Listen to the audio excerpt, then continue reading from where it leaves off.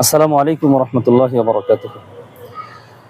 প্রিয় দর্শক, আল্লাহ রাব্বুল আলামিন কোরআনুল কারীমে ইরশাদ করেছেন, ইন্নাশ শাইতানা লিল ইনসানি আদুউম মুবিন। শয়তান হলো মানুষের প্রকাশ্য শত্রু।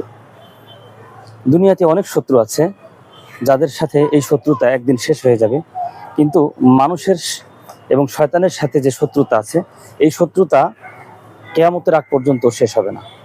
তাই এই শয়তানের হাত থেকে, এই সবচেয়ে বড় যে শত্রু, এই শত্রুর হাত থেকে বেঁচে থাকার জন্য আমাদের সব সময় চেষ্টা করতে হবে, সব সময় আল্লাহর কাছে দোয়া করতে হবে। আল্লাহ রাব্বুল আলামিন শয়তান থেকে বেঁচে থাকার জন্য অনেক উপায়, অনেক কৌশল আল্লাহ আমাদেরকে শিক্ষা দিয়েছেন, এবং রাসূল সাল্লাল্লাহু আলাইহি ওয়াসাল্লাম শয়তানের ধোঁকা থেকে বেঁচে থাকার জন্য অনেক দোয়া শিখিয়ে দিয়েছেন।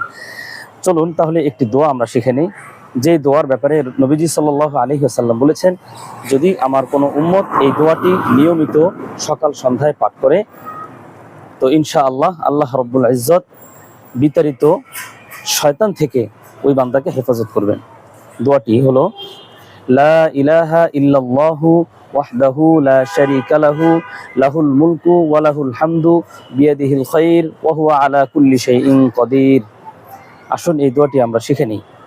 নবীজি সাল্লাল্লাহু আলাইহি ওয়াসাল্লাম ইরশাদ করেছেন, এই দোয়াটি পড়ার কারণে আল্লাহ রাব্বুল আলামিন তার 10টি গুনাহ মাফ করে দেন এবং 10টি নেকি তার আমলনামায় লিপিবদ্ধ করেন, এবং একটি গোলাম আজাদ করার সওয়াব তার আমলনামায় লিপিবদ্ধ করেন। সুবহানাল্লাহ। তাই প্রিয় ভাই এবং বোনেরা, আমরা এই দোয়াটি সকাল সন্ধ্যা পাঠ করব। শয়তানের ধোঁকা থেকে আল্লাহ রাব্বুল আলামিন আমাদেরকে হেফাজত করবেন। ভিডিওটি ভালো লাগলে সর্বোচ্চ শেয়ার করে পৌঁছে দেবেন দ্বীনের দাওয়াত।